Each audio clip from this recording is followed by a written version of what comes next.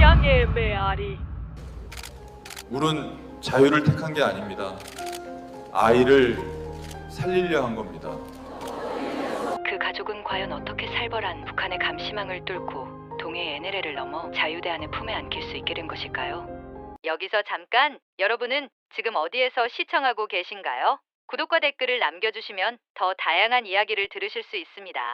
저는 해안경비대 정비병이었습니다. 동해의 거친 파도를 매일 마주하면서 배를 고치는 게 제 일이었죠. 하지만 고칠 수 없는 게 하나 있었습니다. 바로 이 나라였습니다. 2019년 겨울, 정비창 안은 늘 추웠습니다.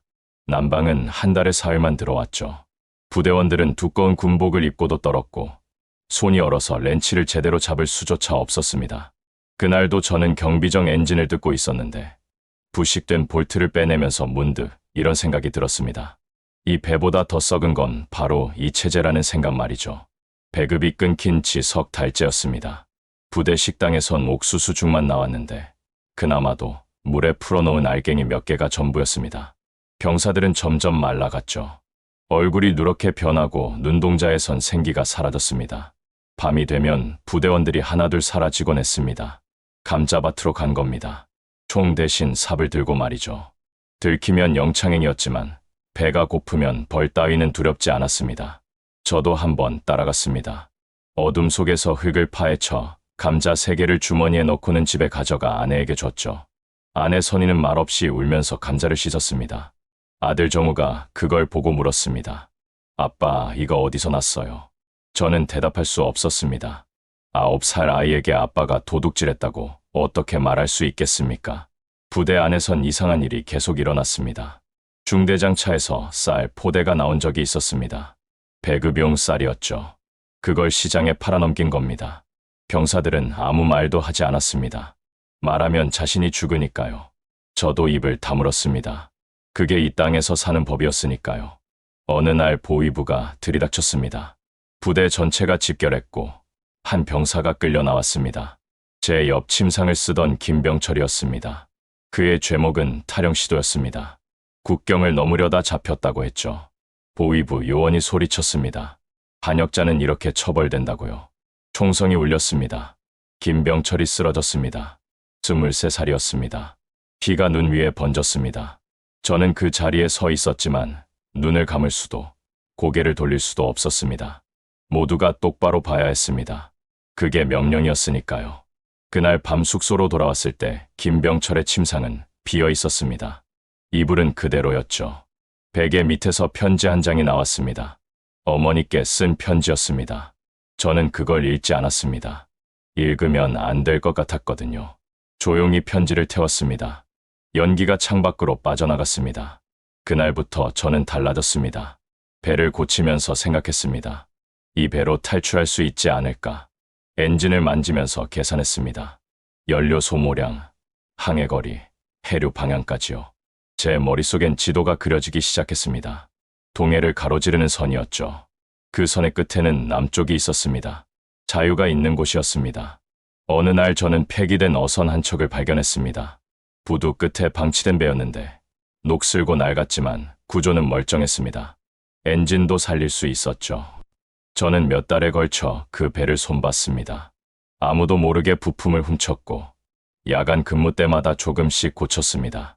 엔진이 돌아가기 시작했을 때 그 작은 소리는 제게 희망의 소리였습니다. 하지만 혼자서는 갈 수 없었습니다. 가족이 있었으니까요. 아내와 아들을 두고 갈 수 없었고 동생 철민도 있었습니다. 철민은 군 보급 창고에서 일했는데 그도 저처럼 이 체제의 환멸을 느끼고 있었죠.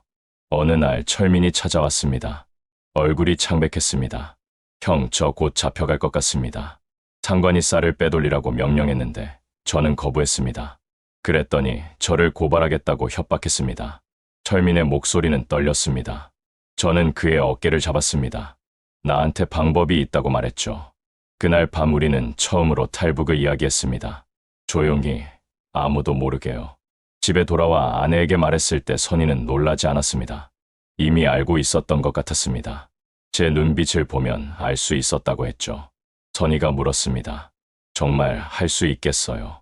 저는 고개를 끄덕였습니다. 할 수 있는 게 아니라 해야 합니다. 정우를 이대로 굶겨 죽일 순 없습니다. 선희는 제 손을 잡았습니다. 그녀의 손은 차가웠지만 그 안에는 결의가 담겨 있었습니다. 우리는 그날부터 준비했습니다. 조용히, 천천히, 확실하게요. 이건 한 번의 기회였습니다. 실패하면 우리 모두 죽습니다. 하지만 성공하면 살 수 있습니다. 진짜 사람처럼 살 수 있습니다. 저는 매일 바다를 봤습니다. 파도가 철썩이는 소리를 들었습니다. 그 소리가 이제는 달랐습니다. 두려움이 아니라 희망의 소리였죠. 김병철의 얼굴이 떠올랐습니다. 그가 가지 못한 그곳으로 제가 가겠습니다. 그를 위해서라도 살아야 했습니다. 바다는 여전히 거칠었습니다.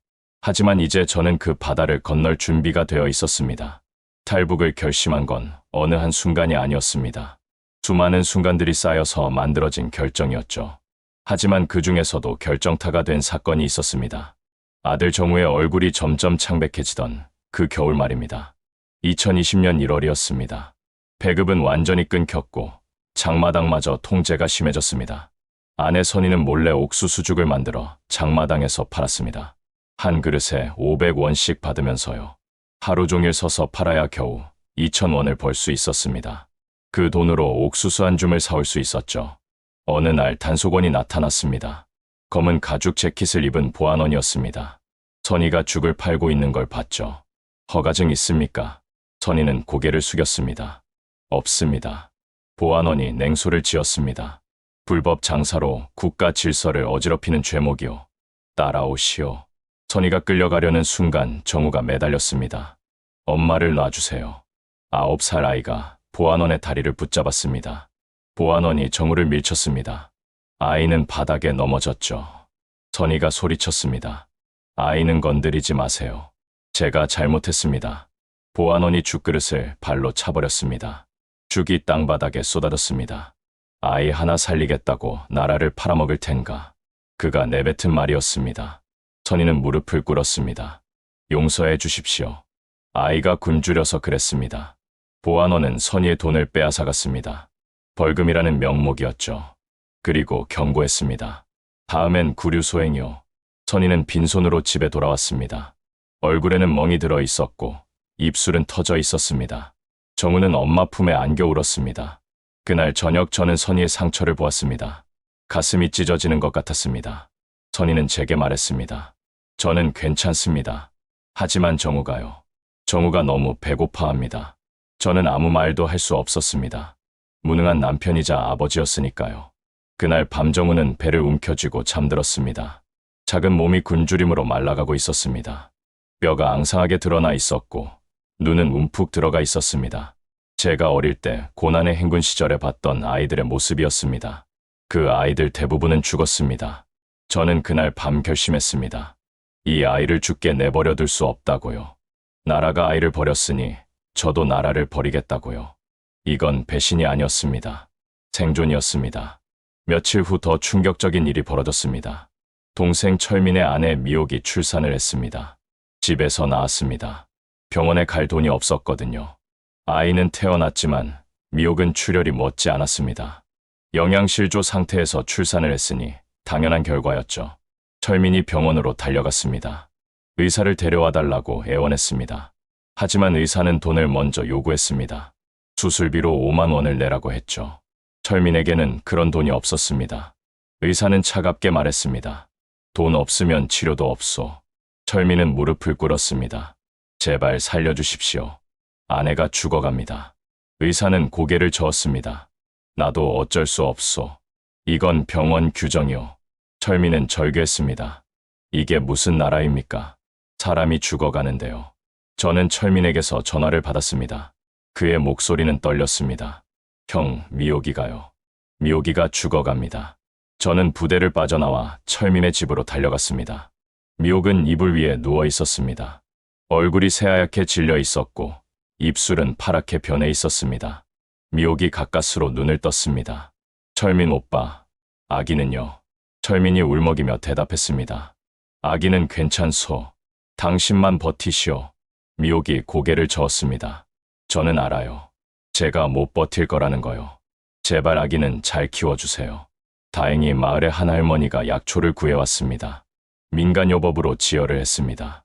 미옥은 가까스로 목숨을 건졌습니다. 하지만 몸은 망가졌습니다.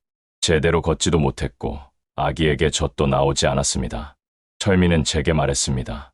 형, 저는 이 나라를 믿을 수 없습니다. 사람이 죽어가는데 돈부터 요구하는 나라를요. 이게 우리가 충성을 바쳐야 할 조국입니까? 저는 철민의 어깨를 잡았습니다. 나도 같은 생각이다. 우리 떠나자. 그날 밤 우리는 본격적으로 계획을 세웠습니다. 가족 모두가 함께 가기로 했습니다. 저와 선희, 정우, 그리고 철민과 미옥, 갓난아기까지요. 총 6명이었습니다. 위험했지만 다른 선택지는 없었습니다. 선희가 물었습니다. 미옥 동지는 움직일 수 있겠어요? 철민이 고개를 끄덕였습니다. 할 수 있을 겁니다. 살기 위해서라면요. 저는 지도를 펼쳤습니다. 동해 연안의 지형을 손가락으로 짚어가며 설명했습니다. 우리는 새벽 2시에 출발하기로 했습니다. 가장 어두운 시간이었고 경비가 가장 느슨한 시간대였죠. 배는 이미 준비되어 있었습니다. 연료도 4통을 확보했습니다. 부대 창고에서 조금씩 빼돌린 겁니다. 하지만 가장 큰 문제는 정우와 갓난아기였습니다. 바다는 거칠었고 아이들은 약했습니다. 선희가 말했습니다. 아이들이 울면 어떻게 하죠? 저는 대답했습니다. 울지 못하게 해야 합니다. 아무리 힘들어도요. 그날 밤 저는 정우를 무릎에 앉혔습니다. 정우야, 아빠가 너한테 중요한 말을 해줄게. 정우가 고개를 끄덕였습니다. 저는 조용히 말했습니다. 우리 곧 배를 타고 멀리 갈 거야. 그곳에선 밥을 실컷 먹을 수 있어. 하지만 가는 동안에는 절대 소리를 내면 안 돼. 울어도 안 되고 말해도 안 돼. 알겠니? 정우가 물었습니다. 왜요, 아빠? 저는 대답했습니다. 나쁜 사람들이 우리를 잡으러 올 수 있거든. 그러니까 조용히 해야 해.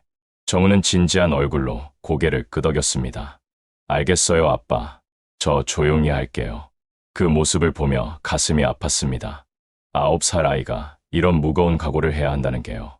하지만 이게 우리의 현실이었습니다. 살기 위해서는 아이조차 어른이 되어야 했습니다. 선희는 배낭을 챙겼습니다. 옷가지 몇 벌, 물 2병, 그리고 말린 옥수수 한 줌이 전부였습니다. 선희가 조용히 말했습니다. 이게 우리가 가진 전부네요. 저는 선희의 손을 잡았습니다. 충분합니다. 우리에겐 서로가 있으니까요. 마지막 밤이었습니다. 저는 잠들 수 없었습니다. 창밖을 보며 생각했습니다. 내일이면 이 땅을 떠납니다. 다시는 돌아오지 못할 수도 있습니다. 하지만 후회는 없었습니다. 이건 우리 가족을 위한 선택이었으니까요. 선희가 제 옆에 누워 속삭였습니다. 무서워요. 저도 무서웠습니다. 하지만 대답했습니다. 괜찮을 겁니다. 우리는 반드시 살아남을 겁니다. 선희가 제 손을 꽉 잡았습니다. 그 손은 차갑고 떨렸지만 동시에 단단했습니다. 새벽이 다가왔습니다. 출발 시간이 가까워졌습니다. 저는 마지막으로 집 안을 둘러봤습니다. 낡은 이 집이 제 인생의 전부였습니다. 하지만 이제 떠나야 했습니다. 더 나은 삶을 향해서요. 바다가 우리를 기다리고 있었습니다. 탈북 날짜는 2020년 2월 15일로 정했습니다. 보름달이 뜨는 날이었죠. 달빛이 있어야 바다에서 방향을 잡을 수 있었습니다. 하지만 동시에 들킬 위험도 컸습니다. 모든 게 양날의 검이었습니다. 준비는 철저하게 해야 했습니다. 한 번의 실수가 우리 가족 모두의 목숨을 앗아갈 수 있었으니까요. 저는 군 시절 배웠던 해류, 지도를 기억해냈습니다. 동해는 깊었습니다. 수심이 1000m가 넘는 곳도 많았죠. 하지만 그 깊이가 우리를 숨겨줄 거라고 믿었습니다. 해안경비대에서 일하면서 알게 된 정보들이 있었습니다. 북한 해군의 순찰 패턴, 레이더 사각지대, 그리고 가장 중요한 것은 조류의 흐름이었습니다. 동해는 북에서 남으로 흐르는 북한 한류와 남에서 북으로 올라오는 동안 난류가 만나는 곳입니다. 이 흐름을 제대로 타면 연료를 아낄 수 있었죠. 저는 낡은 공책에 모든 걸 적었습니다. 출발 시각, 예상 항로, 연료 소비량, 비상 대피 지점까지요. 밤마다 이 공책을 펼쳐놓고 암기했습니다. 만약 배 위에서 이 공책을 잃어버리면 우리는 표류할 수밖에 없었으니까요. 폐기된 어선을 완전히 수리하는데 석 달이 걸렸습니다. 엔진은 겨우 살려냈지만 완벽하지 않았습니다. 중간에 멈출 수도 있었죠. 그래서 노를 따로 준비했습니다. 부대 창고에서 목재를 몰래 빼내 손수 깎아서 만들었습니다. 밤마다 칼로 나무를 깎으면서 생각했습니다. 이 노가 우리를 살릴 수도 있겠구나.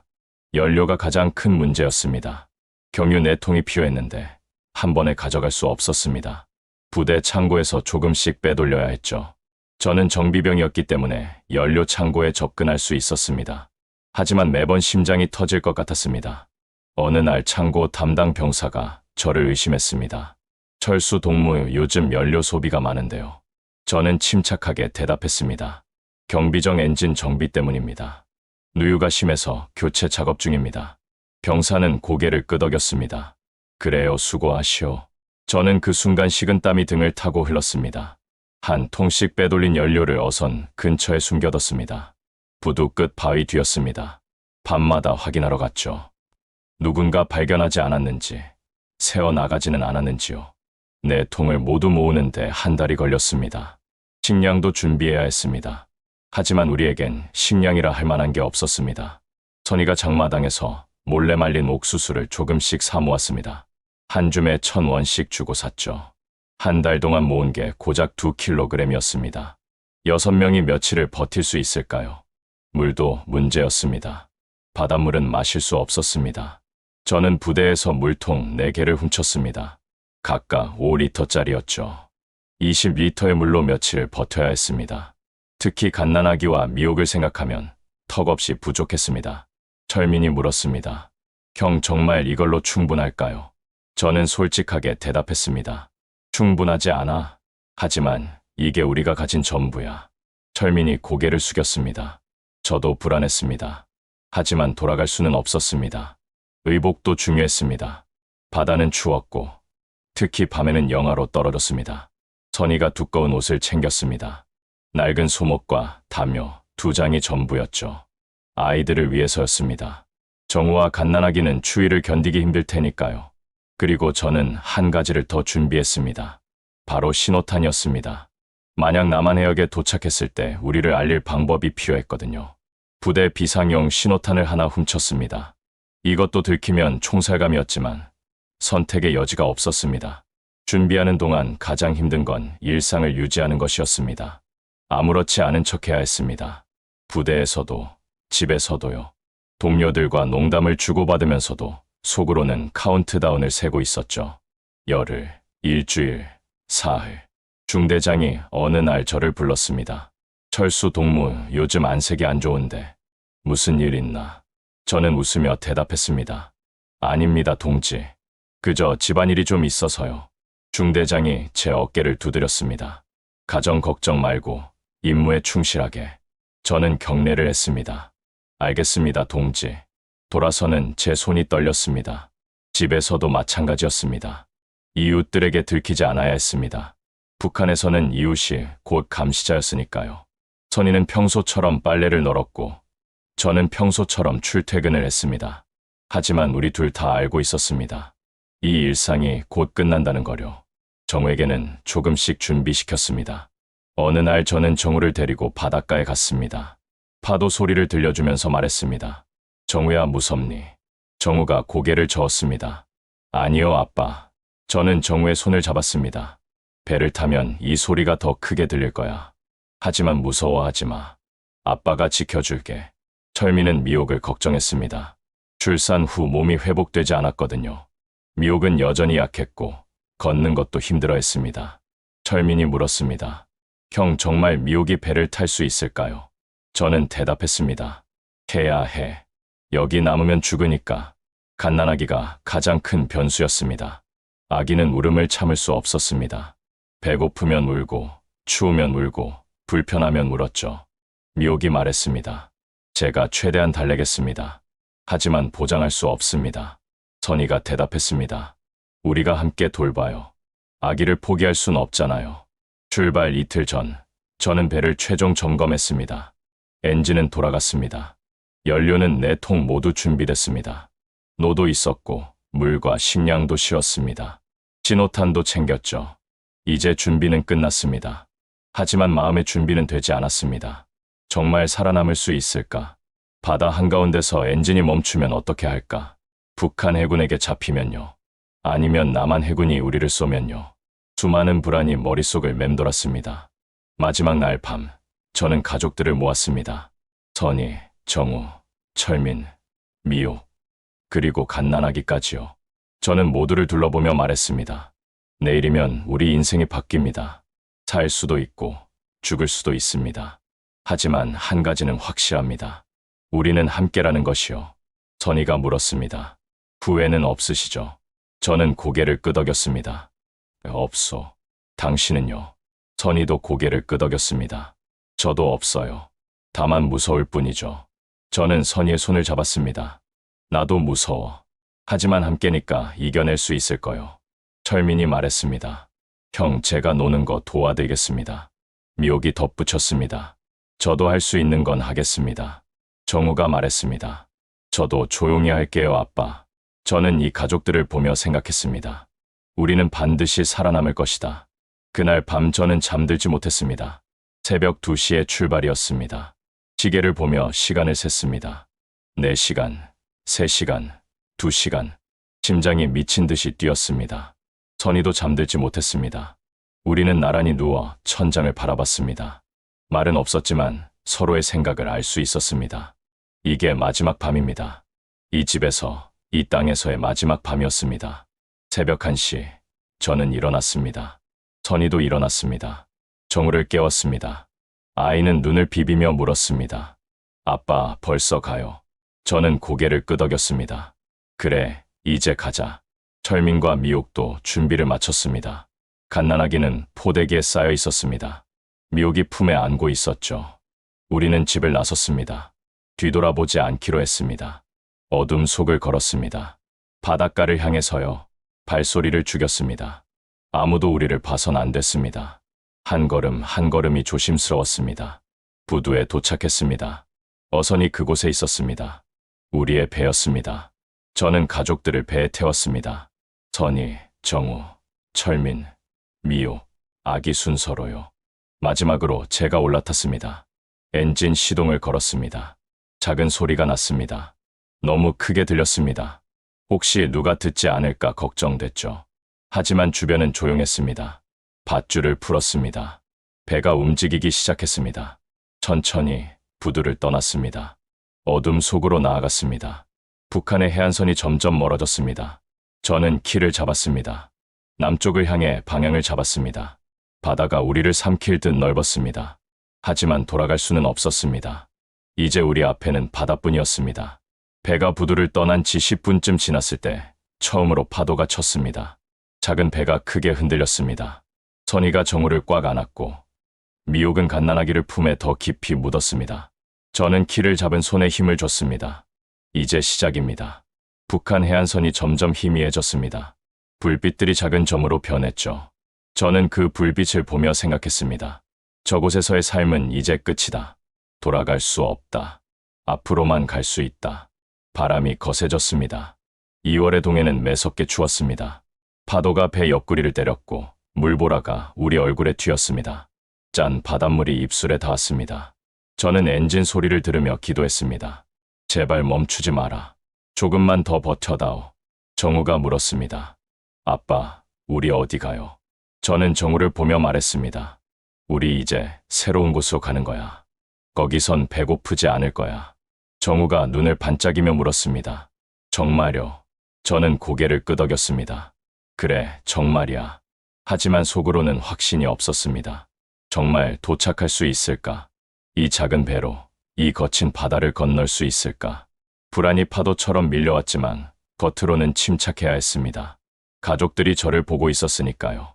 1시간쯤 지났을 때 뒤에서 불빛이 보였습니다. 해안 초소의 서치라이트였습니다. 저는 심장이 멎는 줄 알았습니다. 우리를 찾는 걸까? 철민이 속삭였습니다. 형, 저게 뭐죠? 저는 조용히 대답했습니다. 초소 경비다. 움직이지 마. 우리는 숨을 죽였습니다. 서치라이트가 바다를 훑었습니다. 왼쪽에서 오른쪽으로 천천히요. 빛이 우리 배 근처까지 왔습니다. 저는 엔진을 껐습니다. 소리가 나면 들킬 수 있었으니까요. 배는 파도에 떠밀렸습니다. 서치라이트가 우리를 스쳐 지나갔습니다. 몇 초였지만 영원처럼 느껴졌습니다. 빛이 사라진 후에도 한참을 기다렸습니다. 철민이 물었습니다. 형, 이제 괜찮은 거죠? 저는 고개를 끄덕였습니다. 아마도. 다시 엔진을 걸었습니다. 작은 소리가 어둠을 가르고 울렸습니다. 배는 다시 움직이기 시작했습니다. 2시간쯤 지났을 때 정우가 배멀미를 했습니다. 아이는 배 난간에 엎드려 토했습니다. 선희가 정우의 등을 쓰다듬었습니다. 괜찮아, 정우야. 조금만 참아. 정우는 창백한 얼굴로 고개를 끄덕였습니다. 아이의 그 모습이 너무 안쓰러웠습니다. 미옥도 상태가 좋지 않았습니다. 출산 후유증으로 몸이 약했던 데다 배멀미까지 했습니다. 미옥이 조용히 말했습니다. 저 괜찮습니다. 걱정 마세요. 하지만 얼굴은 새하얗게 질려 있었습니다. 철민이 미옥을 안아주었습니다. 조금만 버텨요. 우리 곧 도착할 겁니다. 갓난아기가 울기 시작했습니다. 배고픈 울음이었습니다. 미옥이 황급히 아기를 달랬습니다. 쉿, 조용히 해야 돼. 하지만 아기는 멈추지 않았습니다. 울음소리가 점점 커졌습니다. 저는 불안했습니다. 이 소리가 누군가에게 들릴까 봐요. 선희가 다가와 아기를 안았습니다. 아기를 흔들며 낮게 노래를 불렀습니다. 반달이 떴네요. 반달이 떴어요. 옛날 노래였습니다. 선희의 목소리는 떨렸지만 부드러웠습니다. 아기가 조금씩 잠잠해졌습니다. 3시간째 접어들었을 때 엔진에서 이상한 소리가 났습니다. 덜컥거리는 소리였습니다. 제 가슴이 철렁 내려앉았습니다. 안 돼. 지금은 안 돼. 엔진 소리가 약해졌습니다. 속도가 떨어졌습니다. 철민이 물었습니다. 형, 뭐가 문제예요? 저는 엔진 커버를 열었습니다. 손전등을 비춰 들여다봤습니다. 연료 라인에 문제가 있었습니다. 필터가 막힌 것 같았죠. 저는 공구를 꺼내 급히 수리를 시작했습니다. 손이 떨렸습니다. 주의 때문인지 긴장 때문인지 알 수 없었습니다. 선희가 손전등을 잡아줬습니다. 저는 필터를 분해했습니다. 안에 이물질이 끼어 있었습니다. 오래된 연료 찌꺼기였죠. 저는 그걸 닦아내고 다시 조립했습니다. 볼트를 조였습니다. 시동을 걸었습니다. 엔진이 다시 돌아갔습니다. 저는 안도의 한숨을 쉬었습니다. 철민이 말했습니다. 형, 역시 대단하십니다. 저는 고개를 저었습니다. 운이 좋았을 뿐이야. 만약 고칠 수 없었다면 우린 표류했을 거야. 그 생각만으로도 등골이 오싹했습니다. 4시간째 날이 밝기 시작했습니다. 동쪽 하늘이 희미하게 밝아졌습니다. 저는 시계를 봤습니다. 새벽 6시였습니다. 우리는 밤새 항해한 겁니다. 하지만 아직 멀었습니다. 남한해역까지는 최소 10시간은 더 가야 했습니다. 해가 떠오르자 바다의 모습이 보였습니다. 끝없이 펼쳐진 푸른 물결이었습니다. 북쪽을 돌아보니 해안선은 완전히 사라져 있었습니다. 우리는 바다 한가운데 있었습니다. 사방이 물뿐이었습니다. 정우가 물었습니다. 아빠, 저기 뭐예요? 정우가 가리킨 곳을 보니 물고기 떼가 뛰어오르고 있었습니다. 저는 말했습니다. 저건 물고기야. 바다에는 저렇게 많은 물고기가 산단다. 정우가 신기한 듯 바라봤습니다. 아이에게는 처음 보는 광경이었을 겁니다. 오전 9시쯤 연료 게이지를 확인했습니다. 벌써 반이 줄어 있었습니다. 예상보다 빨랐습니다. 파도를 헤치느라 엔진에 무리가 간 겁니다. 저는 계산했습니다. 이 속도면 연료가 바닥나기 전에 도착할 수 있을까? 아슬아슬했습니다. 철민에게 말했습니다. 연료를 아껴야 해. 속도를 줄이자. 철민이 고개를 끄덕였습니다. 저는 스로틀을 줄였습니다. 배의 속도가 느려졌습니다. 하지만 어쩔 수 없었습니다. 연료가 떨어지면 우리는 끝이었으니까요. 오전 11시 하늘에서 소리가 들렸습니다. 프로펠러 소리였습니다. 저는 고개를 들어 하늘을 봤습니다. 비행기였습니다. 작은 정찰기 같았습니다. 북한군의 것일까? 남한군의 것일까? 알 수 없었습니다. 저는 가족들에게 소리쳤습니다. 모두 엎드려요. 움직이지 마요. 우리는 배 바닥에 납작 엎드렸습니다.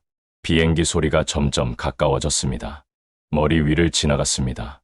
심장이 터질 것 같았습니다. 비행기가 선회하는 소리가 들렸습니다. 다시 돌아오는 걸까? 저는 신호탄을 꺼냈습니다. 만약 남한군이라면 쏴야 할까? 하지만 북한군이라면 우리는 끝입니다. 손이 떨렸습니다. 비행기 소리가 멀어졌습니다. 다시는 돌아오지 않았습니다. 우리는 발견되지 않은 겁니다. 저는 안도의 한숨을 쉬었습니다. 철민이 말했습니다. 형 살았네요. 저는 고개를 끄덕였습니다. 이번엔 그랬어. 정오가 되자 배고픔이 엄습했습니다. 우리는 어젯밤부터 아무것도 먹지 못했습니다. 선이가 말린 옥수수를 꺼냈습니다. 한 사람당 작은 한 줌씩 나눠줬습니다. 저는 천천히 씹었습니다. 침으로 불려서 삼켰습니다. 목이 메었습니다. 정우가 물을 달라고 했습니다. 선이가 물통을 열었습니다. 한 모금씩만 마시라고 했습니다. 물도 아껴야 했으니까요. 정우는 작은 입으로 물을 마셨습니다. 더 마시고 싶어 하는 게 보였지만 참았습니다. 아이가 너무 기특했습니다. 오후 2시쯤 미옥이 쓰러졌습니다. 갑자기 정신을 잃은 겁니다. 철민이 다급하게 소리쳤습니다. 미옥아, 미옥아. 저는 미옥의 맥을 짚어봤습니다. 약했지만 뛰고 있었습니다. 탈진한 겁니다. 선이가 물을 적신천으로 미옥의 이마를 닦아줬습니다. 미옥은 몇 분 후 깨어났습니다. 눈을 뜨더니 물었습니다. 아기는요? 철민이 대답했습니다. 아기는 괜찮소. 당신만 정신 차리시오. 미옥이 울었습니다. 미안해요. 제가 짐이 되어서요. 저는 미옥에게 말했습니다. 짐이 아니에요. 우린 가족입니다. 함께 가는 거예요. 미옥이 고개를 끄덕였습니다.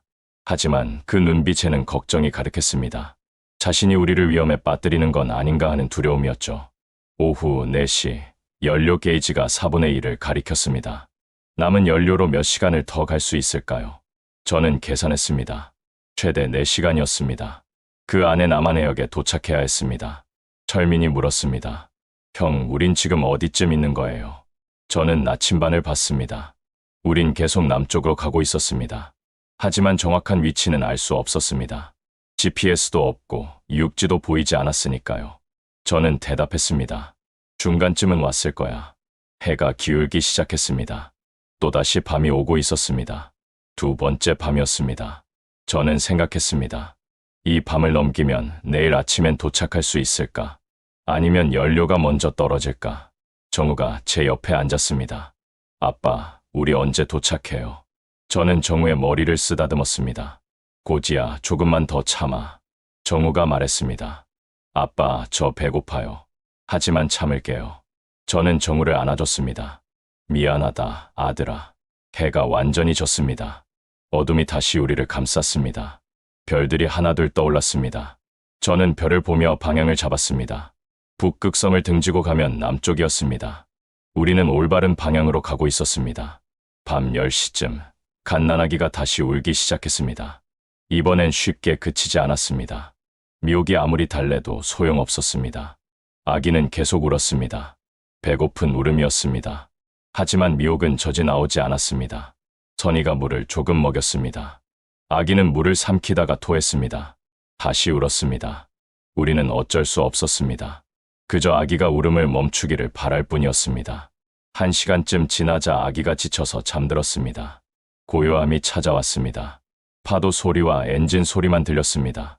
저는 키를 잡고 앞을 봤습니다. 어둠뿐이었습니다. 하지만 그 어둠 너머에 희망이 있다고 믿었습니다. 철민이 제 옆에 앉았습니다. 형, 제가 키를 잡을까요? 저는 고개를 저었습니다. 괜찮아.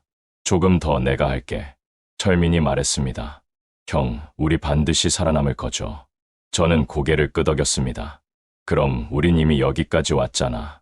자정이 지났습니다. 3번째 날이 시작됐습니다. 우리는 이틀째 바다 위에 있었습니다. 배는 여전히 남쪽을 향해 나아가고 있었습니다. 엔진은 아직 돌아가고 있었습니다. 우리는 아직 살아 있었습니다. 저는 가족들을 돌아봤습니다. 모두 지쳐 있었습니다. 하지만 포기하지 않았습니다. 선이는 정우를 안고 있었고, 철민은 미옥과 아기를 지키고 있었습니다. 우리는 함께였습니다. 그게 우리의 힘이었습니다. 별빛 아래서 저는 속으로 다짐했습니다. 우리는 반드시 살아남을 것이다. 이 바다를 건널 것이다. 그리고 자유로운 땅에 발을 디딜 것이다. 이건 약속이었습니다. 저 자신에게, 가족에게, 그리고 우리를 지켜보는 하늘에게요. 3번째 날 새벽 3시, 엔진이 멈췄습니다. 갑작스러운 침묵이었습니다. 덜컹거리는 소리도 없이 그냥 꺼져버렸죠. 저는 시동을 걸어봤습니다. 1번, 2번, 3번. 아무 반응이 없었습니다. 연료 게이지를 확인했습니다. 바늘이 바닥을 가리키고 있었습니다. 연료가 떨어진 겁니다. 철민이 물었습니다. 형, 이제 어떻게 하죠? 저는 노를 꺼냈습니다. 저어야 해. 다른 방법이 없어. 우리는 노를 저었습니다. 저와 철민이 번갈아가며 저었죠. 파도는 거셌고 팔은 금방 아파왔습니다. 하지만 멈출 수 없었습니다. 멈추면 표류할 테니까요. 새벽 5시쯤 하늘이 밝아오기 시작했을 때 멀리서 무언가 보였습니다. 검은 점이었습니다. 배였습니다. 저는 심장이 멎는 줄 알았습니다. 북한 해군일까? 남한 해군일까? 배가 점점 가까워졌습니다. 회색 군함이었습니다. 뱃머리에 숫자가 적혀 있었지만 멀어서 읽을 수 없었습니다. 저는 신호탄을 꺼냈습니다. 손이 떨렸습니다. 쏠까 말까. 잘못 쏘면 우리는 죽습니다. 그때 군함에서 확성기 소리가 들렸습니다. 한국어였습니다. 명확한 남한 억양이었습니다. 저기 어선 정지하십시오. 저는 철민을 봤습니다. 철민도 저를 봤습니다. 우리는 살았습니다. 저는 신호탄을 하늘로 쏘아 올렸습니다. 빨간 불빛이 새벽 하늘을 가르며 올라갔습니다. 군함이 방향을 틀었습니다. 우리를 향해 다가왔습니다. 선희가 정우를 안고 울었습니다. 철민은 미옥을 껴안았습니다. 저는 하늘을 봤습니다. 해가 떠오르고 있었습니다. 자유의 첫 아침이었습니다. 군함이 우리 배 옆에 섰습니다. 해군 병사들이 밧줄을 던졌습니다. 우리를 끌어올리기 시작했습니다. 선희와 정우가 먼저 올라갔고 미옥과 아기가 그 다음이었습니다. 철민과 제가 마지막이었습니다. 갑판에 올라섰을 때 다리에 힘이 풀렸습니다. 이틀 반 동안 서 있었던 몸이 무너졌습니다. 해군 병사가 저를 부축했습니다. 괜찮으십니까? 저는 고개를 끄덕였습니다. 괜찮습니다. 이제 괜찮습니다. 담요가 건네졌습니다. 따뜻한 물이 주어졌습니다. 그리고 주먹밥이 나왔습니다. 정우는 주먹밥을 보더니 눈물을 흘렸습니다. 밥이에요, 아빠. 진짜 밥이에요. 저는 정우를 안았습니다. 그래, 진짜 밥이야. 함장이 다가왔습니다. 탈북하신 겁니까? 저는 고개를 끄덕였습니다. 네, 저희는 북한에서 왔습니다. 살고 싶어서 왔습니다. 함장이 제 어깨를 두드렸습니다. 잘 오셨습니다. 이제 안전합니다. 군함은 동해안으로 향했습니다. 갑판에 앉아 바다를 봤습니다. 우리가 건너온 바다였습니다. 그 넓고 거친 바다를요. 믿기지 않았습니다. 정말 우리가 살아남았다는 게요. 오전 10시쯤 육지가 보이기 시작했습니다. 남한의 해안선이었습니다. 산들이 보였고 건물들이 보였습니다. 정우가 소리쳤습니다. 아빠, 저기 땅이에요. 저는 웃으며 대답했습니다. 그래, 우리가 갈 곳이야. 항구에 도착했습니다. 구급차가 대기하고 있었습니다. 의료진이 우리를 검진했습니다. 미옥과 아기는 병원으로 이송됐습니다. 저희는 정부 차량에 탔습니다. 차 안에서 선희가 말했습니다. 꿈만 같아요. 저도 그랬습니다. 창밖으로 보이는 풍경이 낯설었습니다. 깨끗한 도로, 많은 차들, 높은 건물들. 이게 남한이구나 싶었습니다. 조사관들이 우리를 맞았습니다.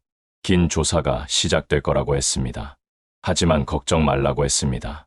보호받을 거라고요. 저는 안도했습니다. 정말 끝난 겁니다. 북한에서의 삶이요. 그날 밤 저는 처음으로 편안하게 잠들었습니다. 이틀 반 만에 누운 침대였습니다. 따뜻한 이불이었습니다. 정우가 제 옆에서 잤습니다.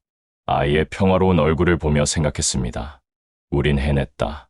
정말로 해냈다. 다음 날 아침 국정원 조사실로 이동했습니다. 회색 건물이었습니다. 경비가 삼엄했죠. 저는 긴장했습니다. 여긴 안전한 곳이라고 했지만 신문실처럼 느껴졌습니다. 조사관 김상혁이 들어왔습니다. 40대 중반쯤 돼 보이는 남자였습니다. 부드러운 인상이었습니다. 그가 말했습니다. 안녕하십니까, 리철수 씨. 편하게 앉으십시오. 저는 조심스럽게 앉았습니다. 김상혁 조사관이 물었습니다. 물 한 잔 드릴까요? 저는 고개를 끄덕였습니다. 그가 직접 물을 따라줬습니다.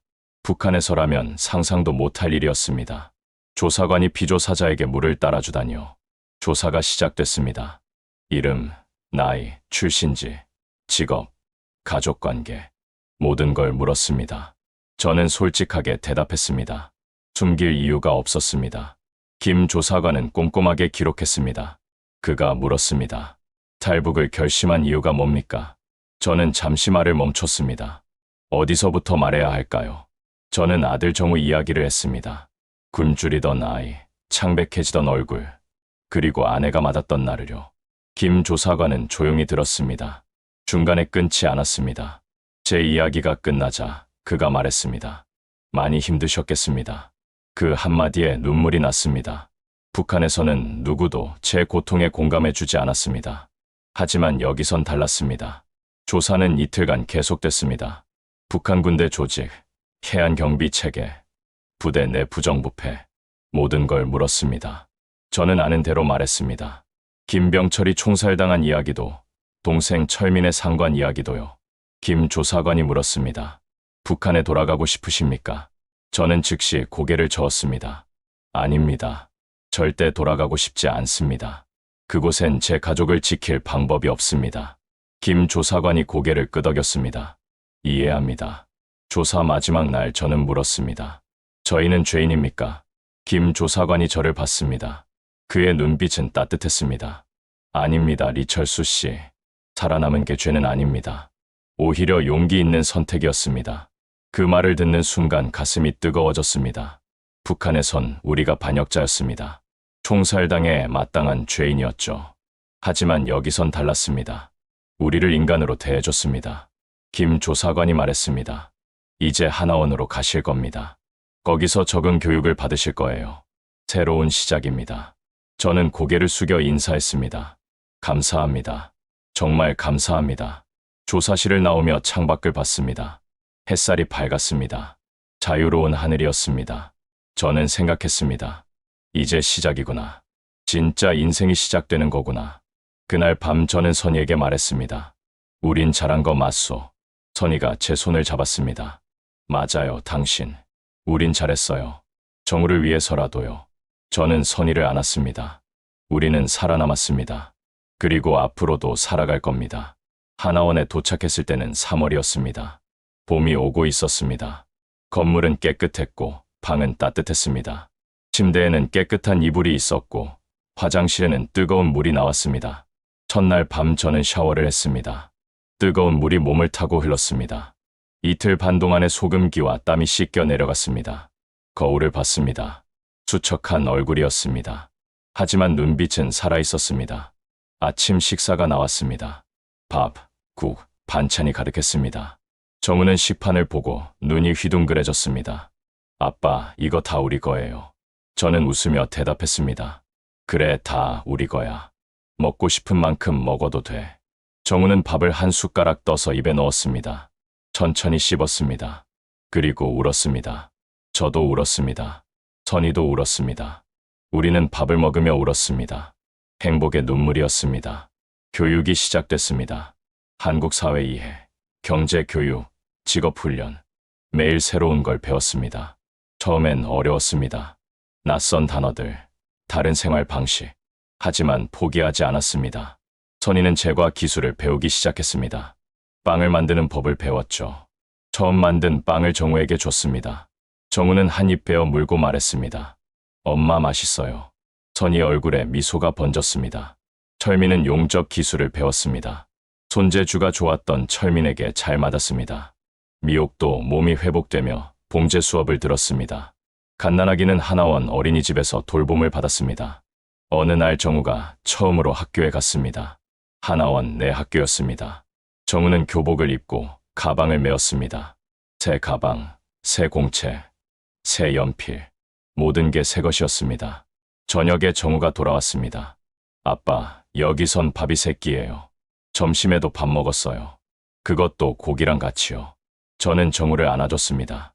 앞으로 계속 그럴 거야. 매일 세 끼 먹을 수 있어. 밤마다 저는 창밖을 봤습니다. 별들이 반짝였습니다. 북한에서 봤던 같은 별들이었습니다. 하지만 느낌은 달랐습니다. 북한에선 별이 멀게만 느껴졌습니다. 하지만 여기선 가깝게 느껴졌습니다. 한 달이 지났습니다. 우리는 한국어를 익혔습니다. 억양도 바꿔보려 노력했습니다. 정우가 가장 빨랐습니다. 아이들은 적응이 빠르니까요. 정우는 친구도 사귀었습니다. 같은 반 남한 출신 아이와 친해졌죠. 철민이 말했습니다. 형, 우리 정말 잘한 것 같습니다. 저도 그렇게 생각했습니다. 힘들었지만 후회는 없었습니다. 우리는 올바른 선택을 했습니다. 어느 날 상담 선생님이 물었습니다. 앞으로 뭘 하고 싶으세요? 저는 대답했습니다. 정비 일을 계속하고 싶습니다. 배를 고치든 기계를 고치든요. 그게 제가 할 수 있는 일입니다. 선생님이 말했습니다. 좋습니다. 취업 지원해 드리겠습니다. 저는 고개를 숙여 감사 인사를 했습니다. 이 모든 게 꿈만 같았습니다. 누군가 저를 도와주고, 저를 이해해주고, 저에게 기회를 주다니요. 하나원에서의 마지막 날이 다가왔습니다. 3개월의 교육이 끝났습니다. 이제 사회로 나갈 시간이었습니다. 저는 기대와 두려움을 동시에 느꼈습니다. 수료식 날 저는 가족들과 함께 섰습니다. 선희, 정우, 철민, 미호, 그리고 이제 돌이 된 아기까지요. 우리 가족 모두가 수료증을 받았습니다. 새로운 시작이었습니다. 그날 밤 저는 정우에게 말했습니다. 정우야, 이제 진짜 우리 인생이 시작되는 거야. 정우가 물었습니다. 아빠, 여기서 계속 살 수 있어요? 저는 고개를 끄덕였습니다. 그래, 이제 여기가 우리 집이야. 정우가 웃었습니다. 그 웃음을 보며 저는 확신했습니다. 우리는 옳은 선택을 했습니다. 바다를 건넌 게 틀리지 않았습니다. 이 아이의 웃음이 그 증거였습니다. 지금 저는 강릉 해안의 작은 수리소에서 일합니다. 배를 고치는 일입니다. 북한에서 하던 일을 여기서도 하고 있습니다. 하지만 의미가 완전히 다릅니다. 간판에는 이렇게 써 있습니다. 바다를 고치는 사람들. 철민이 지은 이름입니다. 저희는 어선을 수리하고 엔진을 고칩니다. 어부들이 안전하게 바다로 나갈 수 있도록 돕습니다. 처음 이곳에 왔을 때 사장님이 물었습니다. 배 고쳐본 경험 있으세요? 저는 대답했습니다. 20년 했습니다. 북한 해안경비대에서요. 사장님이 웃었습니다. 그럼 우리보다 경험이 많으시네요. 일을 시작한 지 1년이 지났습니다. 선희는 동네 제과점에서 일합니다. 아침마다 빵 굽는 냄새를 풍기며 집에 들어옵니다. 정우는 이제 초등학교 3학년입니다. 친구들과 축구를 하고 학원도 다닙니다. 철민은 저와 함께 수리소에서 일합니다. 용접 기술이 많은 도움이 됩니다. 미옥은 봉제 공장에서 일하다가 지금은 집에서 아이를 돌봅니다. 둘째가 태어났거든요. 남한에서 태어난 첫 아이입니다. 가끔 바다를 봅니다. 파도가 철썩입니다. 그 소리를 들으면 그날 밤이 떠오릅니다. 이틀 반 동안의 항해, 두려움과 희망이 교차하던 시간들. 하지만 이제 그 기억은 공포가 아닙니다. 감사의 기억입니다. 어느 날 정우가 물었습니다. 아빠, 우리 왜 배 타고 왔어요? 저는 정우에게 말했습니다. 너를 살리고 싶었어. 내가 배불리 밥 먹고 마음껏 뛰어놀고 꿈을 꿀 수 있게 하고 싶었어. 정우가 말했습니다. 고마워요, 아빠. 작년 겨울 한 탈북자 가족이 수리소를 찾아왔습니다. 남편이 어선 정비공이었다고 했습니다. 일자리를 구하고 있었죠. 저는 사장님께 부탁드렸습니다. 한 사람만 더 써주시면 안 될까요? 사장님이 그 가족을 봤습니다. 그리고 고개를 끄덕였습니다. 그 남자는 지금 저희와 함께 일합니다. 가끔 점심시간에 이야기를 나눕니다. 그의 탈북 이야기, 중국을 거쳐 옮긴 여정. 저는 그의 이야기를 들으며 생각합니다. 우리 모두 살아남았구나. 올해 봄 정우가 말했습니다. 아빠, 저 커서 배 만드는 사람 될래요? 저는 물었습니다. 왜 배를 만들고 싶은데? 정우가 대답했습니다. 아빠처럼 배로 사람들을 구하고 싶어요. 저는 정우를 안아줬습니다. 넌 이미 훌륭해. 선희와 저는 가끔 저녁에 산책을 합니다. 바닷가를 걷습니다.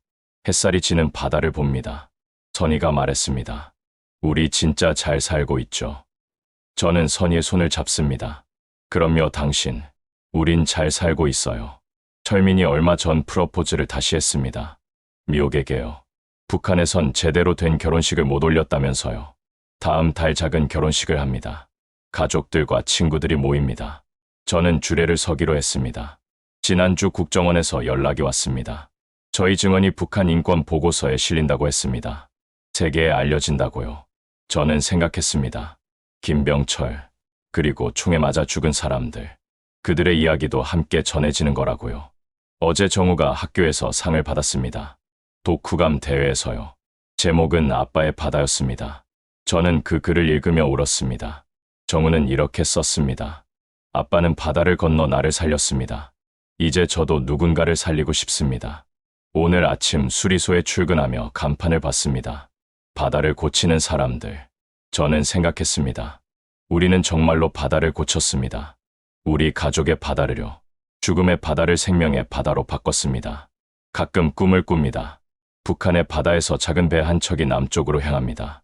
그 배엔 누군가의 가족이 타고 있습니다. 저는 그들이 무사히 도착하기를 빕니다. 우리처럼요. 저는 이제 압니다. 자유란 거창한 게 아니라는 거요. 아침에 밥 먹고 일하러 가고 저녁에 가족과 함께 밥 먹는 것. 아이가 학교 가고 아내가 웃는 것. 그게 자유입니다. 그날의 파도 덕분에 오늘의 우리가 있습니다. 거친 바다가 우리를 단련시켰고 어둠이 우리에게 별을 보여줬습니다. 저는 후회하지 않습니다. 다시 선택한다 해도 같은 선택을 할 겁니다. 바다는 여전히 파도칩니다. 하지만 이제 저는 두렵지 않습니다. 그 바다를 건넜으니까요. 그리고 알았습니다. 바다 너머에는 정말로 희망이 있다는 거요. 오늘도 저는 배를 고칩니다. 망가진 엔진을 살리고 낡은 선체를 수리합니다. 이 일이 좋습니다. 부서진 것을 고치는 일. 그게 제 인생이니까요. 저는 제 인생을 고쳤습니다. 그리고 계속 고쳐나갈 겁니다. 해질녘 집으로 돌아갑니다. 정우가 뛰어나와 안깁니다. 선이가 저녁상을 차립니다. 우리는 함께 밥을 먹습니다. 그 순간이 가장 행복합니다. 창밖으로 바다가 보입니다. 붉게 물든 노을이 바다를 덮습니다. 아름답습니다. 저는 속으로 말합니다. 감사합니다. 살아있어서, 가족과 함께 있어서, 자유로워서, 이게 제 이야기입니다. 바다를 건너온 한 가족의 이야기, 죽음을 넘어 삶을 선택한 이야기, 그리고 이제 매일 작은 행복을 고쳐가는 이야기입니다. 오늘 이야기 어떠셨나요? 여러분의 의견과 탈북민들이 자유대 안에 정착을 응원하는 메시지를 댓글로 남겨주세요. 감사합니다. 재밌었으면 구독, 좋아요, 평양의 메아리.